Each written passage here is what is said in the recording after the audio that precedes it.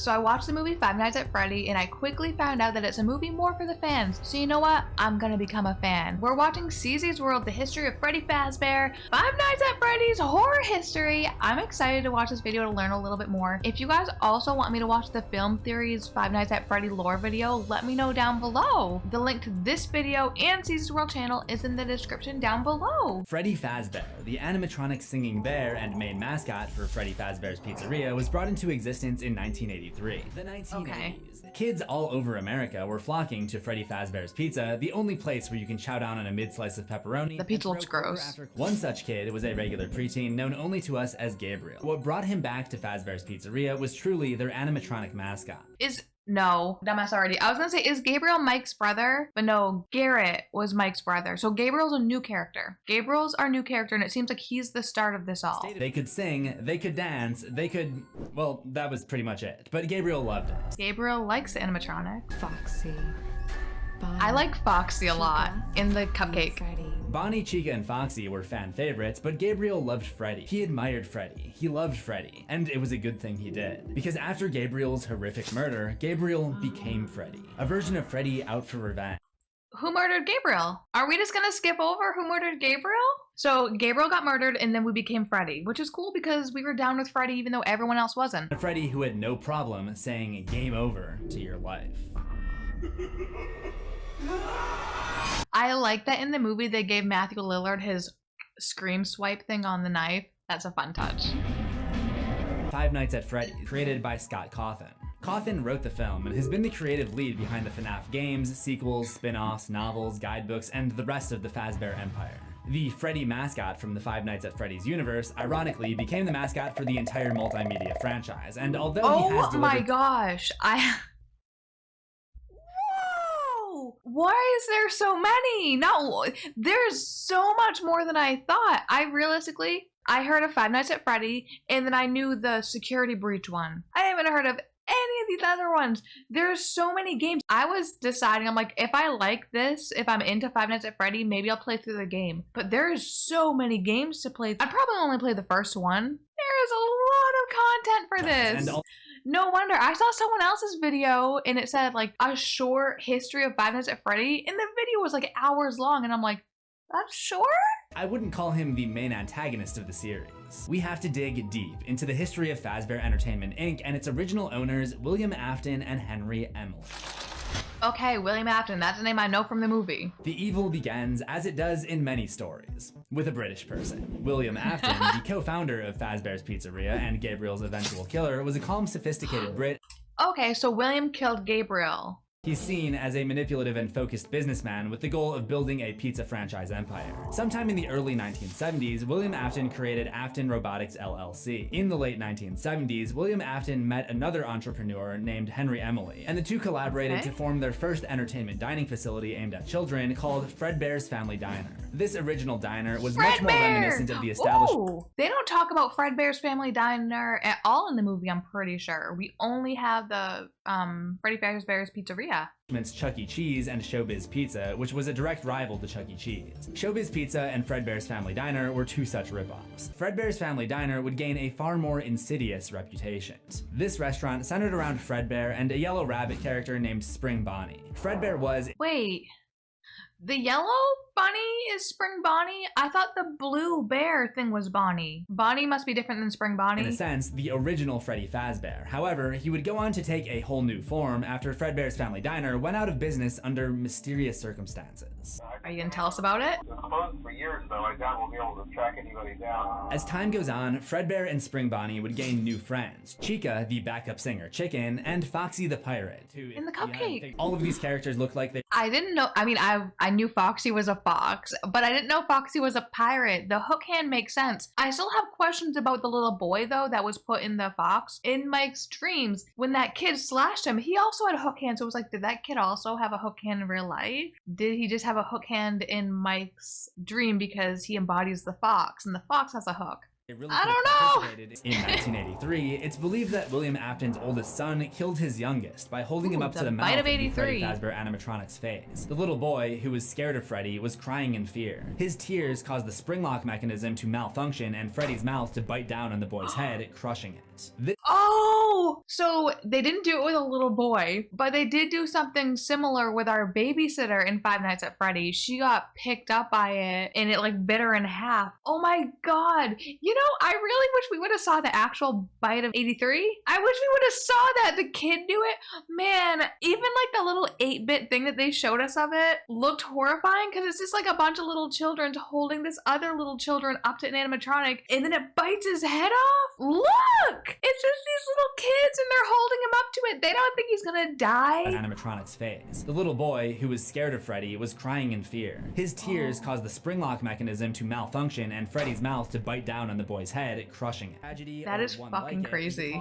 Many FNAF scholars believe that Afton was irreparably changed from the loss of his son. Fredbear's Family Diner only stayed open for a few years after this. I wish we got to see the bite of 83 in it. I mean, like, not like I want to see little kids get killed, but it would have been like so out of pocket. It would have been shocking. Incident, but just long enough for William Afton to kill his first known victim, Charlotte Emily, the daughter of Fredbear Family Diner's co-owner Henry Emily.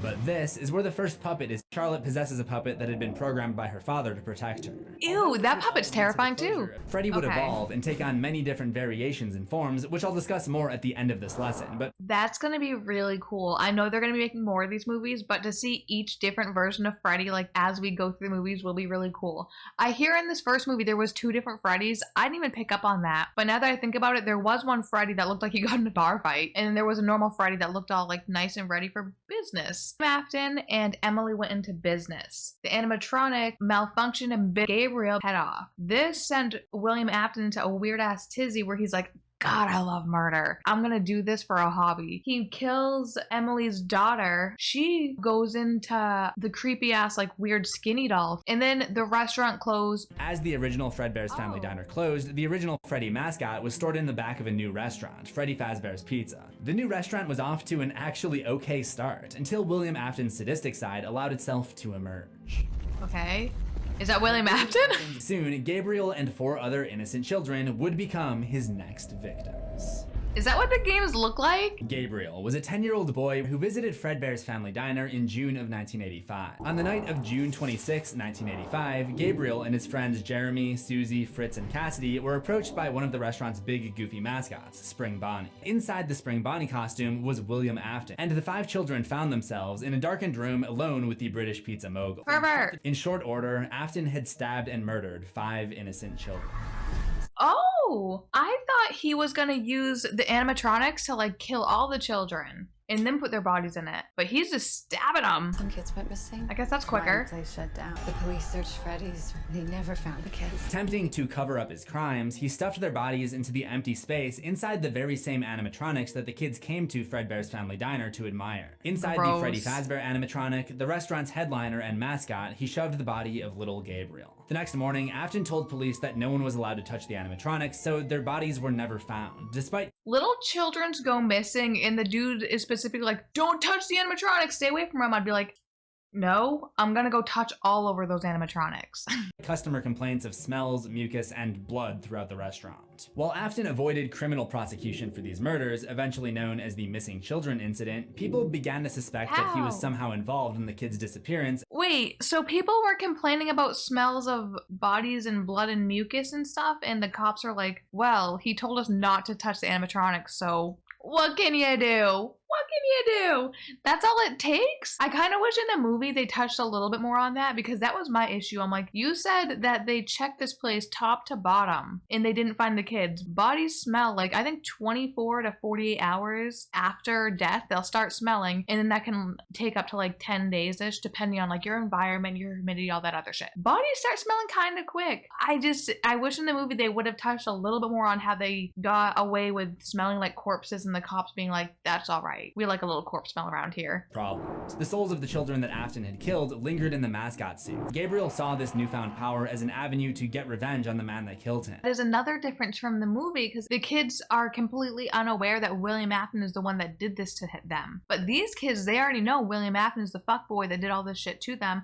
He bullies little kids into death. They are just going after him from the beginning. With a similar goal, with their ghosts inhabiting the other animal animatronics, Bonnie, Chica, Foxy, and Golden Freddy. This does not stop Afton, and now, working on his own, he opens a new location in early November of We just start a whole new location? I wonder if we're gonna see the new location in the movie. In this new location, Freddy is given a makeover and is back to looking like his classic self along with the others. So is this now Five Nights at Freddy 2? Are we going into? Of Freddy I wish as he was going through this, he was saying which games he was pulling the specific information from. His friends used a different technology than the others. They were actually animatronic suits that had what was referred to as a spring lock mechanism, allowing them to operate as both an animatronic and a bodysuit. So creepy. In 1987, that the first incidents of Freddy Fazbear and the other possessed animatronics openly demonstrate an urge to kill. Even though their goal was to get revenge on William Afton, they'll go after any adults in the building. Poor security guards too. They're just in here trying to do their job and they're just getting killed by these little children who have misplaced anger because they should be going after William. It's speculated that as lingering spirits, they can't differentiate one human from another all that well. They just see a man wearing the purple security guard uniform and associate that with William Afton, who was wearing purple at the time that he killed them. I love that. I like that I had an issue with this and immediately there was an actual reason for it. Freddy Fazbear is the lead murder robot, taunting his victims and maliciously stalking them. Like Afton before him, Fazbear enjoys killing and shows his own streak of sadism as he does it. As the new restaurant was opened to thwart the bad reputation of the previous location, they put out an ad in the local paper to hire new night guards, listing it as vintage pizzeria given new life. We know that it did not take long before Freddy and company must have come for him, because he almost immediately requests to be moved to the day shift. The hiring manager also suggests a number of temporary solutions in dealing with the characters, one of which is for Jeremy to wear a Freddy Fazbear mask in order to confuse them, which initially throws them off, but even that only does so much. But eventually, Freddy and others start attacking during the day. The restaurant is closed, and somehow Jeremy isn't given this information and is locked inside with Freddy and his friends for one last night. So after just a few weeks, Freddy Fazbear's Pizza is closed and the attacks are covered up as new animatronics malfunctioning. This cover-up works. A new location is opened in the early 1990s, and the crimes of the previous We are on to location 3. I'm pretty sure. So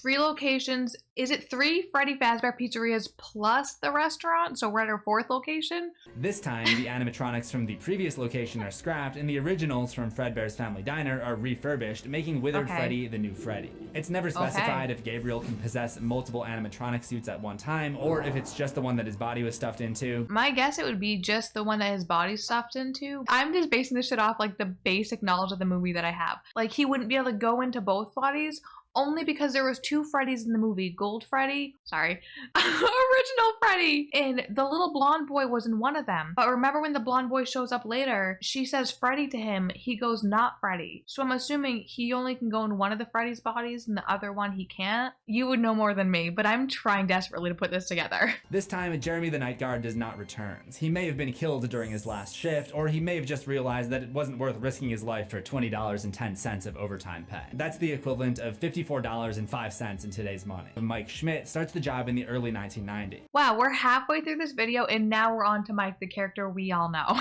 Or I guess I know. You know everything, I don't. We don't have an exact date for Mike's tenure, but early 90s seems to track. Once again, all training is done via voice message. Okay, so all of our training is done via voice message, which, how frustrating if you have to ask questions. In the movie, William Afton is on the phone telling him this stuff. So for this, do we not have any contact at all with William Afton? Besides, I assume if later he tries to kill us? And while the person on the phone does their best to try to hide the fact that Freddy has killed other guards, he does slip up here and there, saying that he's surprised that Mike has made it this far on just the 3rd night. The cupcake! Is that the killer cupcake right there? It seems this time, the company attempted to protect itself by installing secure steel doors that the guards could use to lock themselves into the office when they see Freddy, Chica, Bonnie, or Foxy approaching, which offers a little more protection than just putting on a bit. But the company has a limited electricity budget, meaning that Mike couldn't keep the protective doors armed the entire night. And it wouldn't be long before the... See, I think I want to play the first game because it just seems like it'll be a really fun time. I don't know how long the game is, but it seems fun. It seems like I'll be screaming a lot. I like that we have like different dynamics. So first they're like, you know, use the suit. And then when the suit gets way too hard because it's not working, they're like, all right, we got these steel doors. And then now they're like, we don't have enough power. According to the check stubs, Mike did make it through one more night and was paid double his rate for overtime, which was only another $120. Animatronics finally stopped targeting security guards long enough to go after their main target, William Afton. About time. In the mid-90s, William Afton returned to dismantle his original animatronic creations. The children's ghost chased Afton into his safe room. Fleeing the vengeful ghost, Afton jumped into the spring Bonnie suit to hide. Over the years, the pizzeria building had decayed, and on that rainy night, leaks were plentiful. One of these leaks was right over the animatronic that Afton was hiding in, and soon enough, it shorted out its spring lock mechanism. When Afton climbs into the suit, in an instant, the robot's gears sprung shut on his body, mutilating him and causing an extremely slow, extremely painful death. So that is a bit different also from the movie, because in the movie he puts it on because he wants to wear it as he kills Mike and then bullies Mike, being like, I killed your brother, I'm gonna kill you too. Then when all the kids come out, he again tries to bully these kids by calling them like nasty little monsters, and it's like, for real, my guy? It was kind of confusing because I knew the suits were temperamental. His suit doesn't like do anything until like all the kids are around him, and then the suit just starts attacking him. And for some reason I'm like, is it supernatural? Like, is the suit just attacking him because it wants to? But I did go back and rewatch it, and I think what triggered it was the cupcake, because the cupcake jumps and bites him right here, and then after that the suit starts malfunctioning. So maybe when the cupcake bit him, it triggered something in the suit. That's what I'm going by now. The ghosts of the slain children, including Gabriel in the Freddy Fazbear animatronic, decided that they no longer needed to inhabit their robot bodies and moved on to the afterlife. We're giving up our animatronic body? Afton came to possess the Spring Bonnie robot that his body was now enclosed in, and became known as Springtrap, another murderous animatronic. So in the second movie, since William Afton's like, I always come back, he's gonna come back, and instead of being Spring Bonnie, he'll be Springtrap. In 2023, a horror attraction based on the restaurant's sordid history was opened called Fazbear's Frights, the horror attraction. Shortly after this, Fazbear Entertainment puts out a VR game called the Freddy Fazbear Virtual Experience, where they embrace the idea that their once beloved mascot has turned into a horror icon. That one's scary.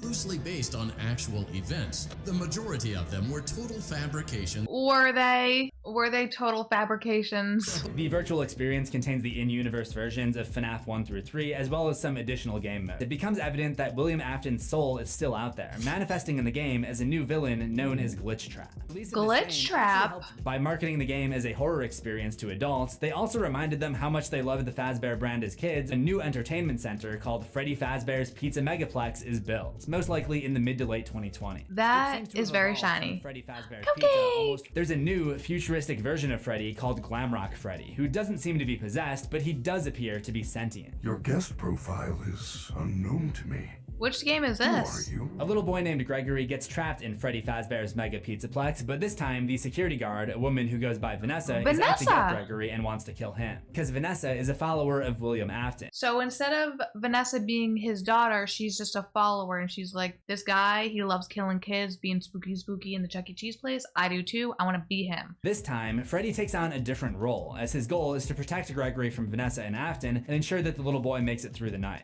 He was originally out to get revenge on William Afton and notoriously caused harm to security guards. So maybe Freddy is up to his usual antics. Depends on how you want to look at it. As a horror villain, it's in my opinion that Freddy Fazbear is, at its core, a lesson about the dangers of not letting go of the past. Gabriel, as Freddy Fazbear, is consumed with revenge for his murder, taking the lives of innocent night guards. William Afton killed the missing children because he couldn't get over the trauma of losing his own family. If either of these characters had simply left past in the past, the cycle of violence could have stopped. Beyond that, the FNAF series itself is constantly looking back to the past. With 8-bit style minigames and a restaurant setting that was huge 40 years ago, it is most popular with an audience of now adults who get to see a spin on a— There were like multiple cameos in the show, in the movie. I didn't notice any of them. I guess I just didn't, I don't know that many YouTubers, I guess. In Five Nights at Freddy's 3, random nostalgia hunters try to raid the old pizzeria for animatronics, turning themselves into new victims. This concept is probably, once again, directly inspired by real life. The message that the franchise and the Freddy Fazbear character delivers may not have even been an intentional one. It seems likely that the lesson about letting go of the past is likely a subconscious one, accidentally delivered by the game's creator, Scott Cawthon. The 45-year-old developer was also born at the perfect time to have spent his formative years in the establishments that Freddy Fazbear's Pizza is based on in the 80s. Freddy Fazbear, more than anything else, is the copyright-safe version of Billy Bob Ricali of the Rock. That's terrifying. Explosion. His acute knowledge of these Chuck E. Cheese knockoff Showbiz Pizza demonstrates Cawthon's fascination with a specific screenshot of the 1980s. The warning about holding on to the past couldn't be clearer. In the FNAF universe, revenge literally traps you, trapping you as a ghost here on Earth and as a demonic spirit inside an animatronic. It's only until your soul learns to let go that you find peace and move on. So I wonder for the movie why they decided to get rid of that. Mostly because, like, with the kids, they're not going after anyone for revenge.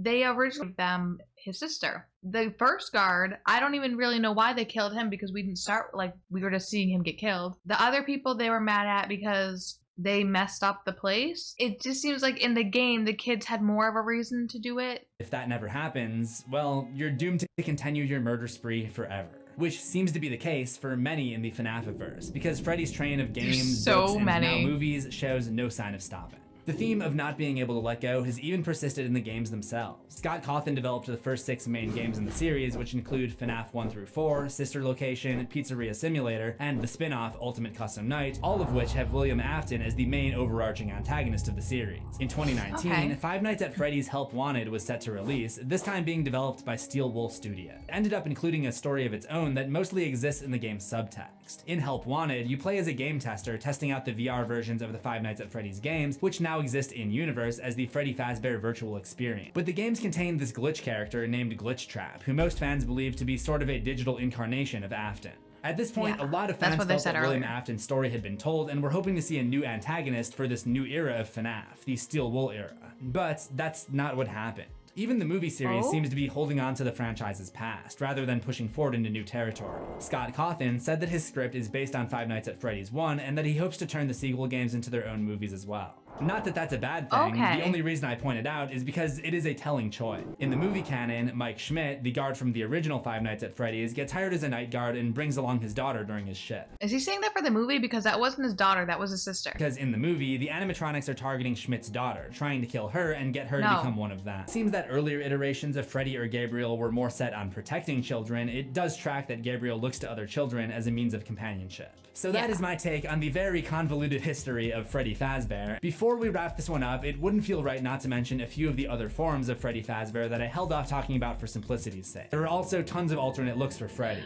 That's what I've seen. I've seen so many different pictures of Freddy, which I'm like, that would be cool for each movie, you know, to see how he develops and looks different. Five Nights at Freddy's 4 takes place in a child's bedroom, and the player is attacked by nightmare versions of the animatronics, one of which is the very terrifying Nightmare Fredbear. That one would be cool to see in live action. Five Nights at Freddy's 2 introduces many alternate forms, such as Toy Freddy and Shadow Freddy, which means we can only assume that while Gabriel's body was stuffed into one specific animatronic, he was able to somehow inhabit the other Freddy robots. The original 5 games all contain an alternate called Golden Freddy, who very little is known. That was one of the movies, seems to be a cross between the old school Fredbear and the redesigned Freddy Fazbear. The 5th game, Five Nights at Freddy's Sister Location, gave us Yendo, short for Yellow Endoskeleton Bear, a very Terminator-esque version of Freddy Fazbear. The last one I'll highlight is Phantom Freddy from Five Nights at Freddy's 3, a burnt, partially destroyed character that somehow survived the 40-year time gap. The alternate forms are just another cool way that Fazbear Entertainment mirrored the unsettling evolutions of its real-world counterpart. So there's like a good amount of differences between the game and the movie, and it seems like the movie was following the first one. After I finished the first movie, I wasn't really excited for the second one because I'm like, there's just so much I don't understand. Now that I watch this, I do understand a little bit more, and I will see the second one. I'm a bit more excited for the second one, especially seeing like a bunch of different versions of Freddy's. Like, we can see so many different animatronics, and the one with like the sharp teeth, it seems so cool. And we're gonna be going to multiple locations, which is kind of cool. Is Mike gonna be the protagonist of the second movie? Because I feel like if he's not, I'm gonna be a bit sad. I like the story of him and his sister. It ended up with her being like, you know, they're all alone there, they have no one to take care of them. And I'm like, what if when our girl Vanessa got out of the hospital, if Vanessa and Mike ran the pizzeria together, you know, and then that's when they'll end up figuring out that the spirit of William Afton is still in his animatronic, and then that one will start causing problems. That could be kind of cool. It seems like they're gonna want to follow the second game, and if that doesn't happen in the second game, then it's probably not gonna happen in the second movie. But there is a lot of things that they can do with it, and there's so much more of this whole universe to like explore. That was just, it seemed like a real brief history on Freddy Fazbear, especially where some of the other versions were like hours long. So maybe I'll play the first game. Let me know if I should play the first game if you guys would want to see that. And thank you guys for watching this with me. Bye.